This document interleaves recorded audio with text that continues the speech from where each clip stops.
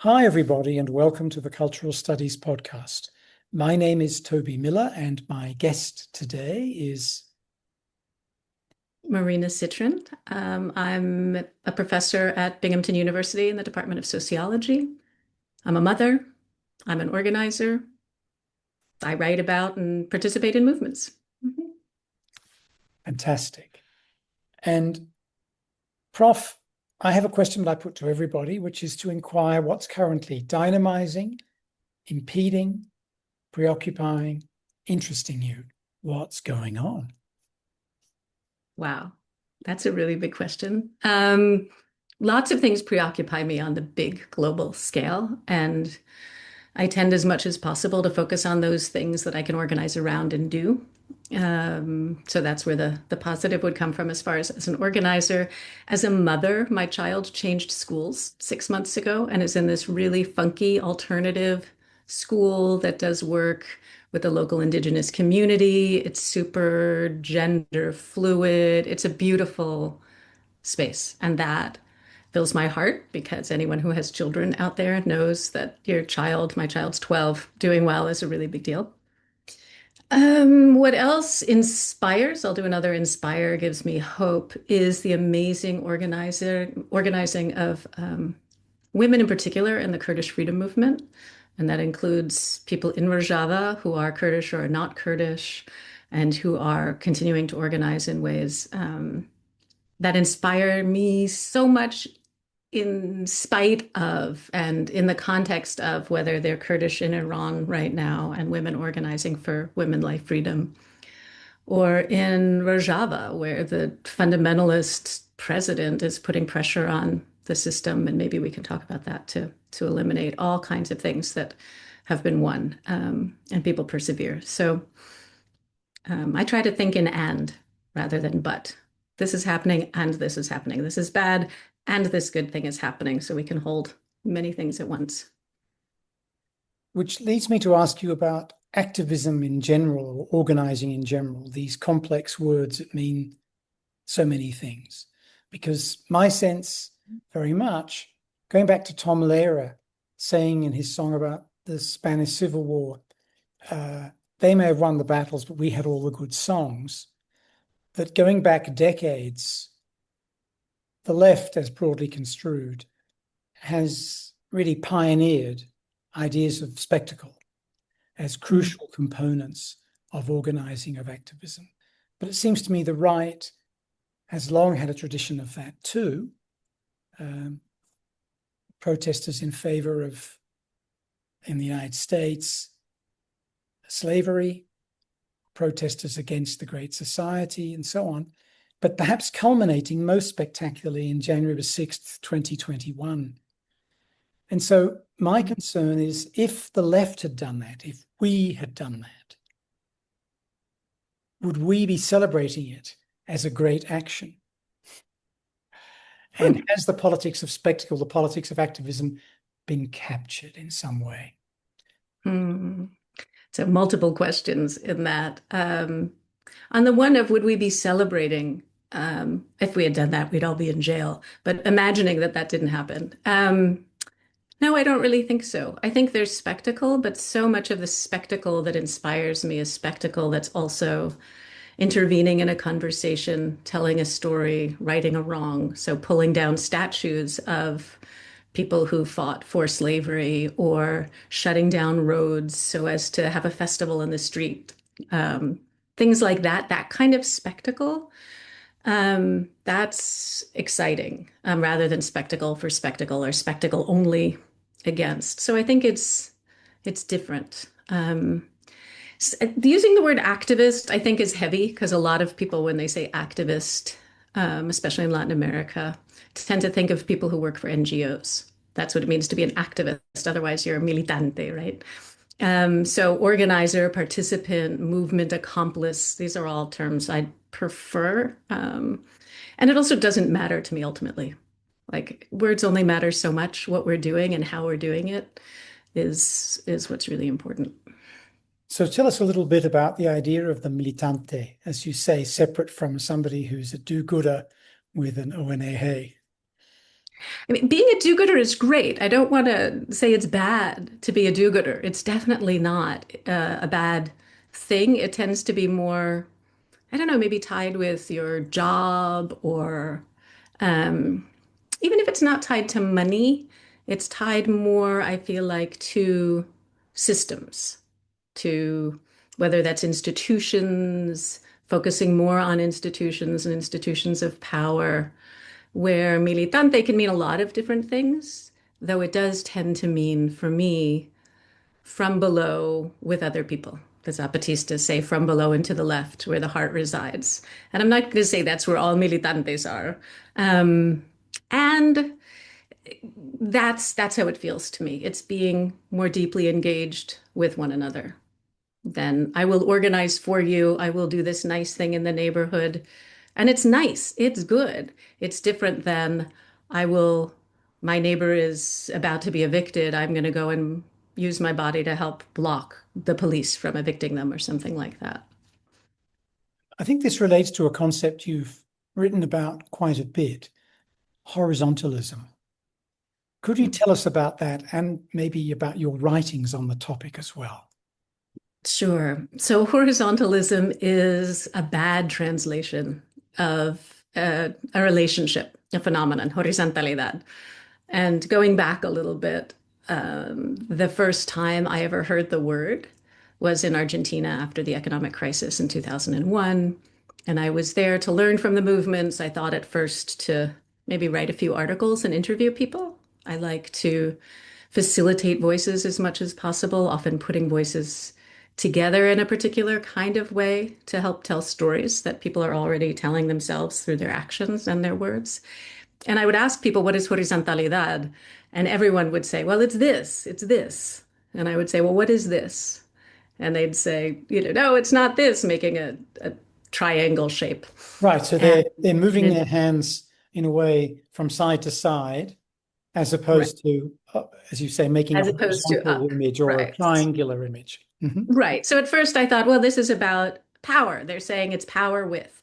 And that maybe was some of it. It was much more than that, though. It was used to describe relationships that were emerging in a very organic way in response to a crisis. So neighbors coming together, standing together in a circle, discussing what to do in light of this crisis, like serious material crisis, workers taking over workplaces and running them together in ways that they referred to as horizontal, and a phenomenon, a process that they were calling horizontalidad. And over time, while horizontalidad has been referred to as both a process, people in the movements talked about it being both a tool and a goal for a particular kind of relationship, a power with relationship, a non-hierarchical relationship, an affective relationship, so one based in care and trust and developing trust, and aspiring to have those things all the more, those relationships more. Over time, in different parts of the world, the way so many things happen, was it because people heard this term being used in Argentina? Was it simultaneously emerging in other places in response to rejection of certain forms of organizing that just really hadn't been working over the years? Political parties, unions taking power, Communist Party forms generally. I'm not sure what order it happened in. Increasingly, though, around the globe, people refer to their organizing as horizontal, and they don't always necessarily mean the full relationship people were talking about in Argentina with affect, with all of it. And still, we're talking about not wanting to, whether that's take power or set their sights on formal institutions of power so much as their relationships with one another. So creating together. This book is available in both Spanish and English. And obviously, it's Horizontalidad is about Argentina with many collaborators. Tell us about that as a method, if you like, or a way of working. As far as in movement organizing, in creating the book. Yes, and yes. So as far as organizing, it's the relationship that people build with one another, related to whatever that project is or process is. So, how we relate to one another with horizontalidad is to build trust with each other, to listen to one another deeply and carefully and respect each other in this process and whatever thing we're choosing to do, whatever action or project or process. What it what does it mean in doing the book? Well, for that book, and in general with my writing, because it's based so much in conversations with people and trying to facilitate processes and movements, experiences, I talk to the people I'm interviewing and ask for feedback in different ways. I sometimes share what I've written with them to make sure that it accurately reflects enough the spirit in that process in Argentina, because I spent so much time there and built very close relationships with quite a few people. What I did was create a draft of the book. Well, I fundraised, and then the interviews were transcribed both by myself and people in the movements. And then we would share the transcriptions with other people to make sure we were accurately transcribing. And then I compiled it into the book in ways that how I saw the story. So horizontalidad, creation, afectividad, autogestión, all of these things, self-organization, care, love. And did that make sense to everyone? And it did, as far as holders, for the most part. There's a question about women, for the most part. And then asked for feedback.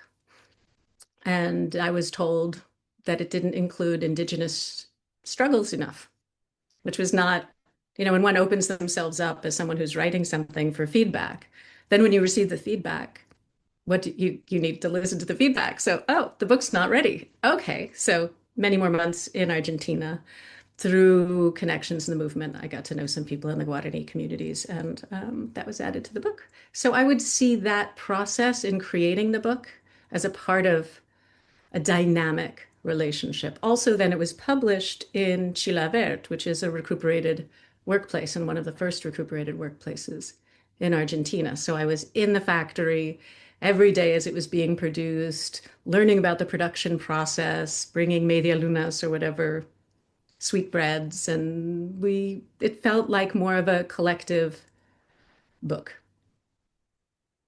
Now, you talked earlier about preferring and to but. Millet today, Mm. Argentina. Mhm. How are you seeing it? How are your collaborators seeing it in the context of hopefulness, planning, futures? I'm going back to Argentina in a couple of months. So we will see more then when I spend more time with people. My sense is Malay closes a lot of space and makes things a lot harder. The universities are occupied and have been occupied for, creating assemblies actually to occupy them and demand certain things and affirm certain things at the same time. And that's in response. And that might have happened with Kirchner or someone else. So it's both. Um, is it harder? Is it more problematic? Yes. Do the movements continue? Yes. There's tremendous organizing around against the mining, and that's been going on for decades. Now it's more lithium mining, and people create the assemblies. They're horizontal, they're self-organized, they are affective, and sometimes they are effective in that sense of it can't continue. And that's true, Millet no Millet. That has been true over time. So I don't think most of my compañeros would say that it's the same. And the organizing is similar. Economic crises tend to come and go. I don't know if this is so much related just to Millet, but it's something I've been thinking about lately, which is I feel that we, whether that's a left, whether that's it, people who want to change the world and think the way it is right now is deeply problematic and aren't looking to restrict more rights, are looking to build relationships with one another. So we can call that left or however we want to call it. I think we think too much with the but. We think this movement happened and it's over. It's a kind of binary thinking. This one happened and it was a success. And it's problematic in many, many ways, including for our continuing to organize and feel inspired with what we're doing. And it's just historically inaccurate. So, to share an anecdote, I don't know, my mother doesn't know that I'm going to do this, but this morning I call my mother every morning. And my parents both were organizers and militants, I would say, their whole lives. They continue to both be active. My father was a GI against the Vietnam War, organizing, started a paper. My mother was in the civil rights movement. So it's a life process. I'm very fortunate to have been raised in this kind of atmosphere. And this morning, she was feeling very disheartened, as so many people are, with the state of the world. And she got really emotional and said, I'm sorry that I'm leaving you this world. Wow. And it was really heavy, and I felt it. That's tears all And around. I think I'm it's about to tears cry. all around. It's tears all around. It's like, and she's saying, I failed. We failed, right? And I'm tearing now too. Mm, And my response was, well, but no. Like, yes, we didn't end war. And is the US going to go in and grab Evo Morales? Who knows? Things are horrible in Cuba. My mother lived in Cuba for a very long time. And I'm raising my child without being married. I'm a professor at a university. These are things that even in my mother's generation would have been at least had a lot of stigma, if not complicated. mm, Most of my siblings are interracial, of part African descent. And we still live in a racist world. We do. And when my mother was young, what it was like in the 1950s is very different than the world we're in mm, now. mm. And my child is at this gender bendy school and can choose whatever gender they're going to be, and they can express that. And that wouldn't have been true 20 years ago. So yeah, things are really bad. And And we need to think with the and. We didn't fail. We have a long way to go, and we've also come a really long way. It's a different world that we're living in so many ways. The president of Sri Lanka, I was listening to the BBC, which was mediocre. And the president of Sri Lanka is this, or the president, is she the vice? Maybe she's the president. But she was a child, supposed to be a child bride, and fled, and is now in relationship anyway to the head of state. That wouldn't have happened without the struggle of so many women organizing before. So I like to think with and. I think it helps us. There are moments where it's but. There are those moments. And if we think things together as much as possible, including in our emotional lives and personal lives and everything else, someone can be a real jerk and you could still love them. It's thinking together. So that's what I've been thinking about a lot lately. Well, on the one hand, there is the Pollyanna-ish world of Lord Acton or Barack Obama. Lord Acton, where the world is unfurling inevitably towards a Whiggish liberal happiness. Obama, where there is a grand national narrative in the United States of an eventual racial equality. And I just feel like throwing up. But your point is that there are very significant conjunctural changes that can be forgotten or passed over when one is understandably consumed with pessimism about various things. I mean, I look back to Nixon, whom I thought of as the kind of devil of the world, but who was in favor of universal health care and a guaranteed basic income. But he wasn't going as far as Ted Kennedy wanted, and we didn't get any of it, and maybe never will. And I thought Ronald Reagan was the devil. I thought George W. Bush was the devil. And each time the Republicans produced somebody worse. But the interesting thing is that, for me, as you say, there are these massive gains about sexuality, about gender, about race that are extraordinary, shouldn't be forgotten, need to be experienced, and they are incarnate in everyday life in many, many countries. So my next query is, in a way, to ask, given what your mom's going through, and so many of us are going through, do you see green shoots in particular?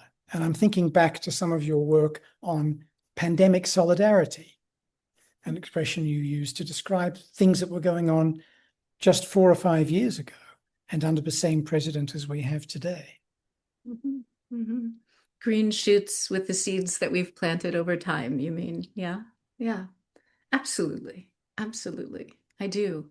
And I think anyone listening, so often,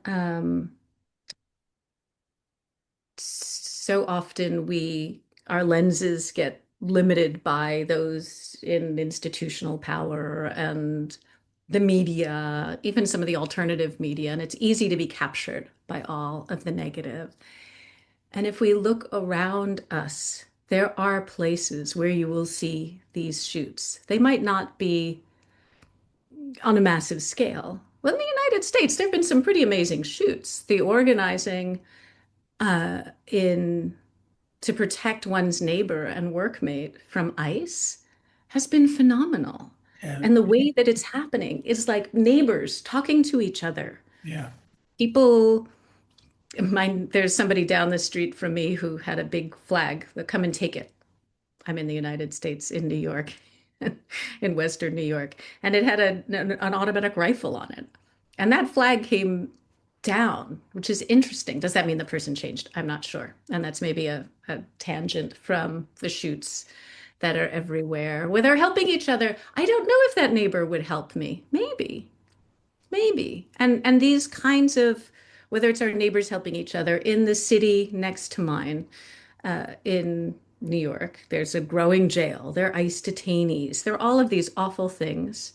And a group of dads and uncles came together, some of whom had been incarcerated in the past, and decided they wanted to help stop kids from getting caught up in the legal system, which in the United States, if a child is arrested, 60% to 80% chance that's their life, that they will go back and they will go back and they will go back. And to interrupt that, these dads, and I've met some of them, who, some of them have had a hard time of it in their life. And they go out, they make relationships with the middle school and high school kids during breaks. They sometimes offer them food and they build trust.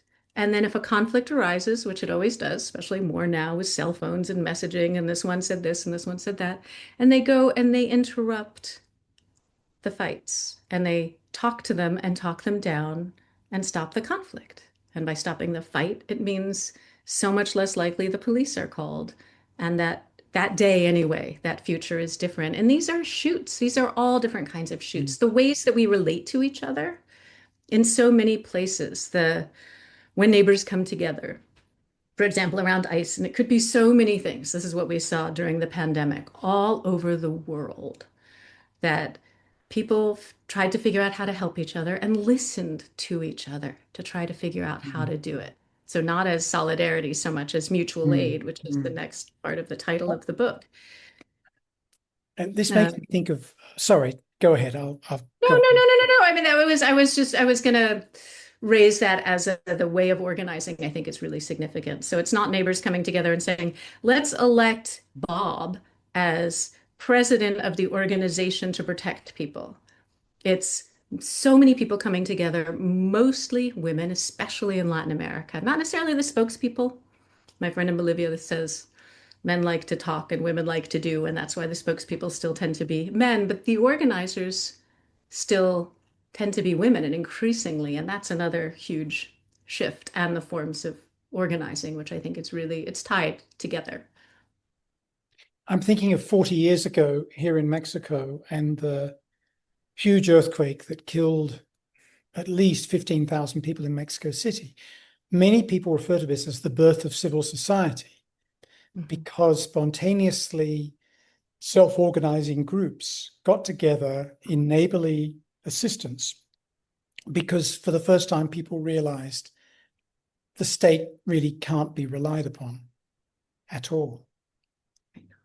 And of course, there are many examples, one thinks of Chile and Argentina, where women in particular have led civil society rejection of authoritarian states, but it's the same here. So on the gender issue, can we get back to what you were briefly adumbrating at the beginning, namely Turkish issues? Sorry, my apologies. Freudian slip. Kurdish issues. My apologies to pro-Kurdish Turks. My apologies to Kurds. My apologies to all listeners. That's fine. Kurdish issues and gender questions in particular. So there's one big story that I think is important in all of this when I referenced the Zapatistas, when you talk about the earthquake and then after the earthquake, which is it related to the fall of the Berlin Wall in 1989? I'm not sure. It seems like we can track from there a different form of organizing started to take place around the world, shifting this horizontalidad, or looking to one another, being in assemblies, not forming a political party, not looking for other people to do it for us, doing it with one another. And of course, there's a very long history, like most of history, thousands of years of history is organizing in this way with that colonial interruption.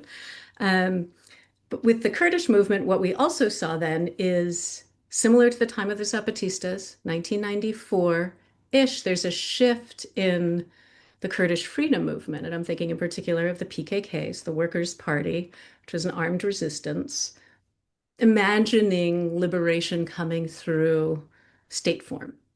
And that shifted. And the Kurdish freedom movement now, with women playing a tremendous role, and I believe actually women playing such a tremendous role in the organizing, it had a big impact on this shift to organizing, focusing on community organizing. And again, from below and to the left, organizing. It could be local elections, but not looking to take over a big state, not to put your sights on the Turkish state, for example, if you're in Baku or in Iran or something, and to organize from below. And that's then what we saw when there was this opening after 2011. And so we have all of the different Occupy Wall Street and Tunisia and Egypt and the Arab Spring, as it's referred to, created this opening with a combination of other historical circumstances where a place in north and east Syria that's now referred to as Rojava, and also the Democratic Autonomous DANES, Democratic Autonomous. Okay, I'm forgetting the acronym for, I tend to refer to it generally as Rojava, Autonomous Administration of North and East Syria, DANS. People came together, not only Kurdish, but a lot of Kurdish leadership in that, and created an assembly-based society, millions of people. So it's like an anti-state state based in neighborhood assemblies, workplace assemblies, fighting ISIS. And there's a co-chair system in Rojava. So anything for any group to have any kind of leadership body, they must be co-chairs. And one has to be a woman, which has worked. There are all kinds of challenges, incredibly successfully. And the role, I believe, of women's organizing and the importance and the centrality of women's freedom. If you talk to anyone from Rojava, especially the Kurdish women's movement, that if women are not free, there is no freedom. It is not a question. It's not a negotiation. It's a fact. And that's something people have been struggling around and organizing in phenomenal ways. So there's a co-chair system. There's also, I don't know how much you might want to talk about Rojava now, or have a guest who's maybe from the Kurdish freedom movement or from Rojava who could speak very specifically to all of this. There are autonomous women's spaces, and they're called women's houses. There are thousands of these women's houses that work to support women in particular in whatever issue or need they might have, as well as doing education both for women and for men. Because this is Syria. This is a part of the world where child brides, all kinds of things had been normalized, not in the Kurdish freedom movement, and now not in Rojava, and still if we compare that to the neighboring areas, Iran, Iraq, it's a very different reality for women. En passant there, Prof, you mentioned Occupy, which is also something you've written about. And I wonder if you could give us a sense of your distillation of Occupy as well as your experience of it. My distillation overall, distillation of my experience. So I have been involved in different groups and movements since I was a teenager. I thank my parents, and then went in a different direction. Also in the 90s, learning about the Zapatistas. I had been part of socialist groups aspiring to be parties and Trotskyist groups and was unhappy in them for different reasons. And then the Zapatistas happened, and I was a part of the global justice movement, like so many around the world, against the IMF and the World Bank. And what was important in that is the way we were organizing. This is now the very late 90s, early 2000s, organizing in assemblies, using direct action over demands, basing things more on care. And so 2011 happens. I'm following what's happening around the world. And a friend of mine, David Graeber, actually, who I had collaborated with in the global justice movement in New York, and he calls me and says, "Come check it out. In New York City, there are these young people. They look just like us, only it's however many years later. And you've got to come and be a part of this." So it was before Occupy actually started. We were called the New York General Assembly. And so I came back from California, where I'd been spending some of the summer. Okay, what is this? And there was this amazing group of young people, not all young people, largely young people. And the idea was to occupy Wall Street, not starting something like the 15M in Spain and not having any idea what we might actually be able to accomplish. Those of us who'd been around longer as organizers tended to be more pessimistic. I was saying, yeah, the police are going to come and evict us in a day. And the younger people were, well, we're going to do it. We're going to do it anyway. And so it started with assemblies before even the moment of occupying in Zuccotti Park that evening that was a day that was planned in certain ways. And then we planned to have a general assembly in the park to see if we would decide to occupy or not, what people wanted to do. And we had thousands of people, and so we occupied. And then from there, the history is not just New York. It rapidly grew, and the more it was repressed, the more it grew, which was similar and consistent with places all over the globe. And organized in assemblies, decisions being made, working groups popping up to take on all kinds of different questions. And the important part was this horizontal relationship again. And it was New York, big cities and small towns. And so I was a part of it in New York City for that period of time. I especially played a role in helping to coordinate some of the legal support. I've done activist legal. It's a different life. I have a law degree and have done activist legal support and solidarity. And so that was something I was engaged in. And I would go and visit other Occupy sites around the US, from big cities to little cities to towns to villages. And there was similar phenomenon taking place everywhere. And so much of it was people wanting to speak and be heard, not feeling so silenced by all of this, that what we were talking about with the negative, with the political systems, with the media, that our voices aren't heard, what we really want, what we care about. So that was a big part of it, was even just beginning to talk to one another, to recognize and affirm that what we have to say matters, that it's really different than what we're being told, that it's not our fault that crisis happens. That was a very big thing that came out of Occupy Wall Street in the United States, this idea of the 99% as an affirmation. So it is not, it's very common in a lot of cultures around the world. If you lose your job, if you lose your house, you hide it. You pretend it didn't happen because we're told these things are our faults. We somehow did something wrong. Even if you are critical of the system, you still feel like you must have done something wrong because that's what we're taught this all the time. This is how our capitalist systems work. And one of the things Occupy did was to say, no, we are the 99%. There's this 1%, turns out it's less than 1% now, that's out there that there's a root cause of this. It's not your individual fault, and that helps people feel more more positive about themselves, about their relationships to each other, about our capacities with each other. So it was a shift in a lot of ways, I think, in our forms of organizing in a massive way, and in who a critique of capitalism without saying, ooh, we're critical of capitalism necessarily. It was part of what was coming out in that. And that's huge. And things that came out of that, for example, debt, student debt in the United States is astronomical. And from having gone to law school, I also had huge debt. I never told people. And this is, I've been an organizer and involved in groups since I was 13. I told almost no one except people very close to me just how much student debt I held until Occupy Wall Street.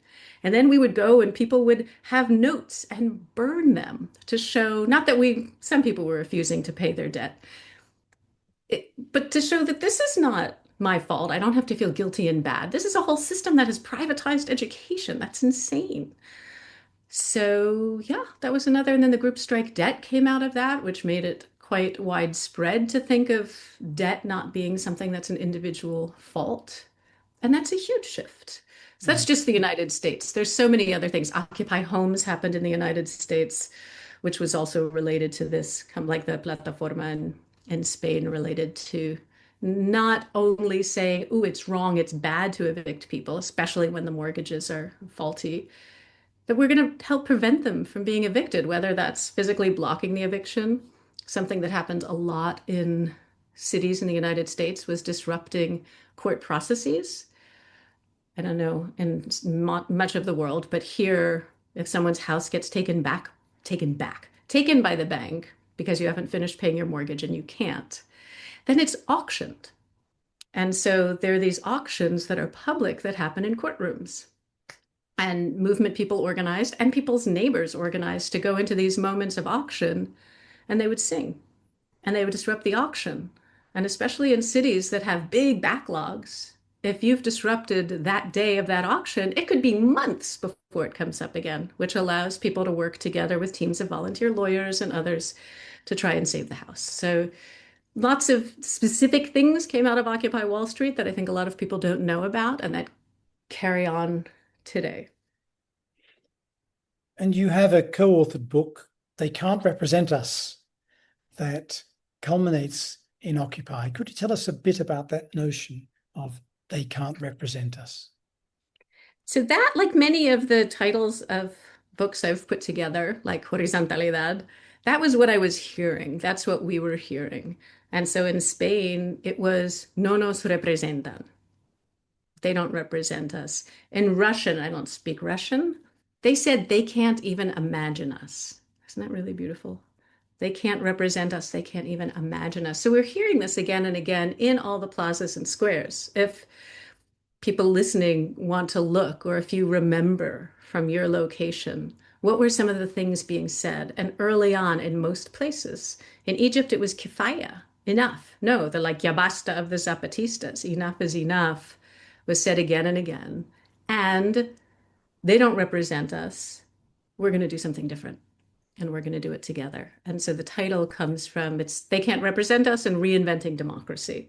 So democracy is something very different than representation. It's about what we do with one another and how we do it. So going to Rojava, where millions of people have created this massive democracy with one another. There's a lot of hope in there. Alongside hope often comes disappointment, which I Mm. guess is the but word in this case, or an extension of but, comes disappointment, which clearly your mom was feeling when you spoke to her this morning, along with some sense of guilt. Mm. How do movements, how do organizers deal with disappointment? You know, Yeah. the rolling up the sleeves or a good lie down and an aspirin. Both and music and dancing and crying and disappointment happens so much. And I feel like as I get older and have been participating more, It's not that the disappointment is less, Mm. it's that a sense of history shifts. And I think we have a lot to learn from indigenous cultures and thinking about time really differently when we think about movements. So it's not that we don't feel disappointed, it's that our view of history has to be longer. And so we Hmm. see ourselves as a piece of a much longer history. And in some ways, I feel like that can be taking ourselves even more seriously. We are transforming the world, and it is this long process. And it is going to have a lot of waves and bumps and ebbs and flows. And we still have to process together. We have to talk about how we could have done things differently and better, for sure. Those, I think, too often we don't have enough of those conversations. People get really depressed. They go and use whatever, they watch a ton of movies, drink a bunch of alcohol, whatever they do to distract themselves from this pain of it not happening the way they wanted it to. And we don't talk enough about how it could have been different and to imagine really big. We are transforming the world. We are doing it a little more slowly than we hoped. And so it's imagining really big. And in Occupy, so many people were depressed afterward. People felt this thing moving and organizing so fast. The idea was, we are changing the world. We're going to get rid of capitalism. We're creating a new society. And it wasn't a Rojava moment. And we didn't have the organizing experience for it to be a Zapatista moment. They had years and years and years beforehand of organizing. We came up, it was effervescent, it was amazing. And and we still see those forms of organizing later in so many spaces, in mutual aid, in some of the individuals and the ideas follow us. I wouldn't feel, I think guilt doesn't necessarily help. You can't avoid it, maybe. And to feel all of the big feelings that we're feeling when it doesn't happen and see it as a much longer process and what we learn from that to bring to the next process. So when I was in the global justice movement, which had amazing organizing, gender was not so great. Talking about diversity, race, positionality was not so great. We did not have care collectives anywhere. So groups that if there's a harm within the group, we find ways of processing it without going to the police and without expelling someone. What kind of world are we creating if we expel the person who misbehaves and steps out? That's not an alternative world we're creating. We're creating a little bubble. And now we see increasingly these spaces. So one of the lessons from those movements was to do this and do this better. We had it in the Occupy movements. We needed to do it better. And so if we can have a longer view of history, I think it will help us a lot and help us feel less depressed. One of your pieces is called The Anarchist Spirit. Mm. Where does anarchism fit into all of this for you? It's funny. I've been working in the university world for many years now. So in some ways, ideas and the university world loves categories and to hold things in containers. Um, and it's funny because I'm kind of ambivalent. I know when containers aren't working, and containers are always problematic. There's no, you can't have this perfect theory and this perfect idea. And I'm ambivalent in the sense that, like, we can call it a form of socialism. We can call it a form of anarchism. We can call it communalism, which is how the Kurdish freedom movement refers to things. I am actually not that, it's not that important to me. What's important is the process. Saying that, so many people who I know who are anarchist see anarchism as a relationship, as horizontal, as not taking over the state. So along the lines more of someone like David Graeber, for example, than some of the what we used to refer to as the smashy types, just the kind of reactive, F it all, we're going to break something. That's not particularly interesting. Interesting is what we're creating with one another. And if that looks like anarchism, then that's okay with me. So that was the anarchist spirit. There's that sensibility. There's that I'm listening now with my child. We've been reading and now we're listening because I have to drive them to school to Mutual Aid by Kropotkin, an anarchist. speaking so long ago, over 100 years ago, about relationships of mutual aid, now mostly with animals. And still, there's so much to learn from that, the mutuality, the care. And if that's anarchism, that's fine. That's great.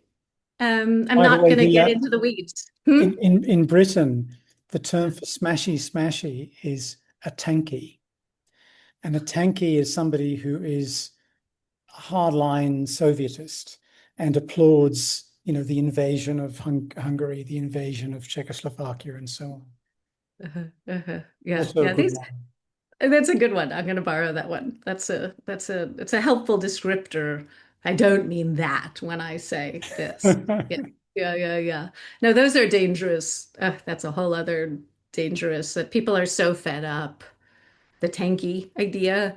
I think so many people are demoralized and fed up Mm. that they then see whoever is opposing the person who they see as worse, that person becomes good.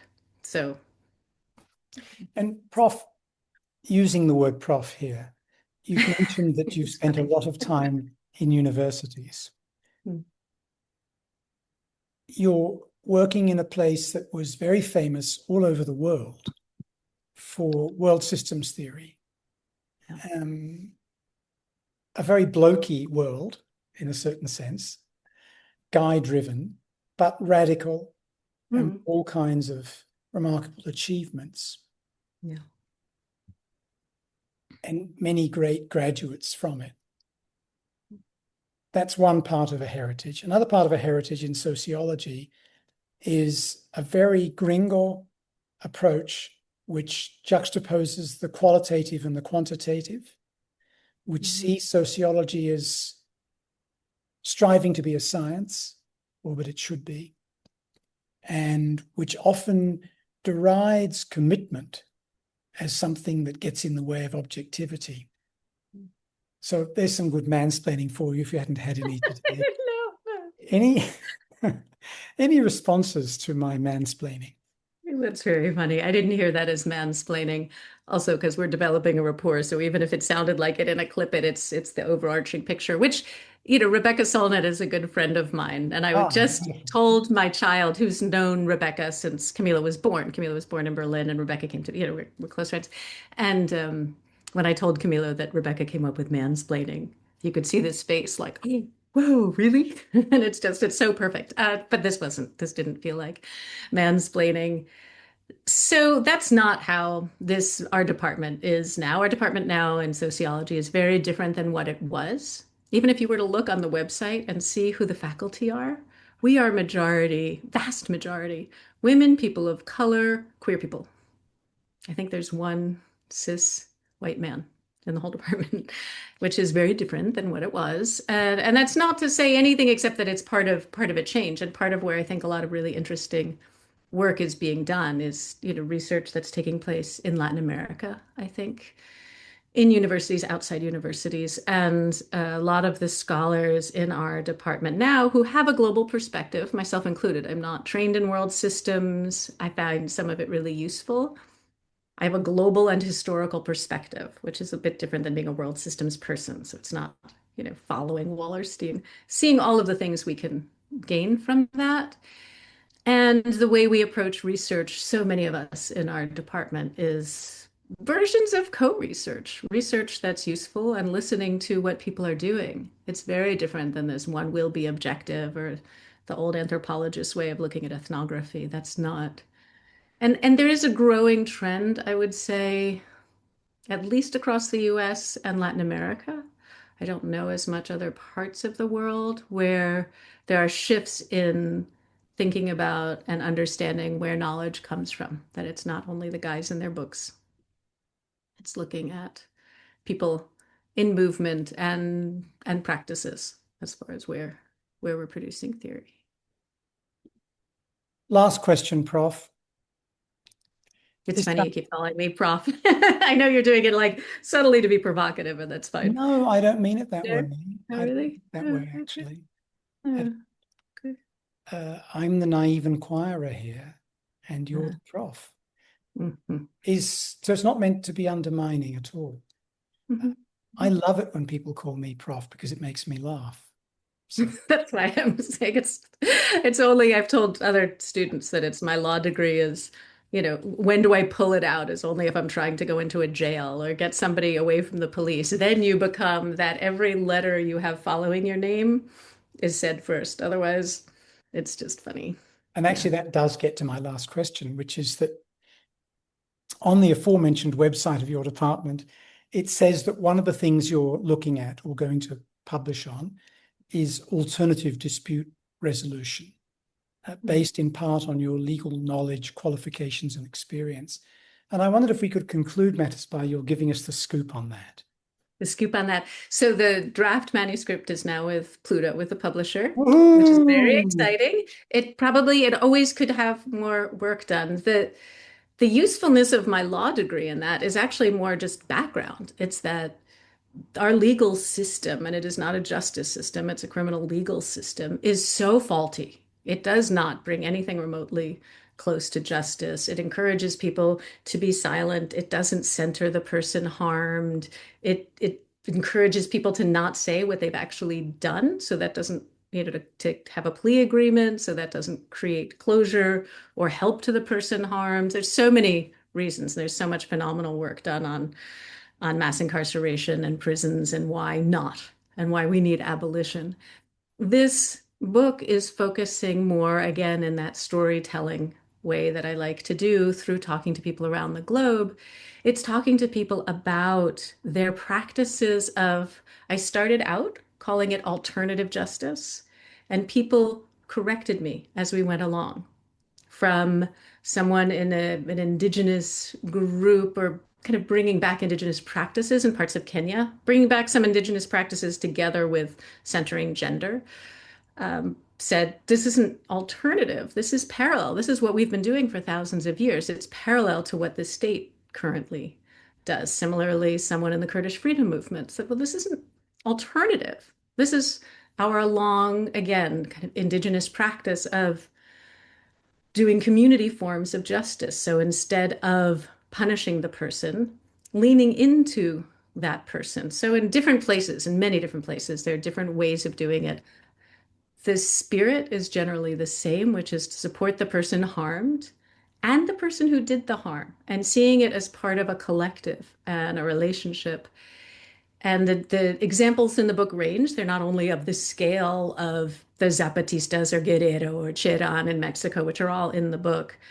There's also places, there's an amazing organization in the Southern Himalayas in India working with women. And some of what they do is help women get their dowries back if they're leaving a relationship. And they do that collectively and with direct action with the woman.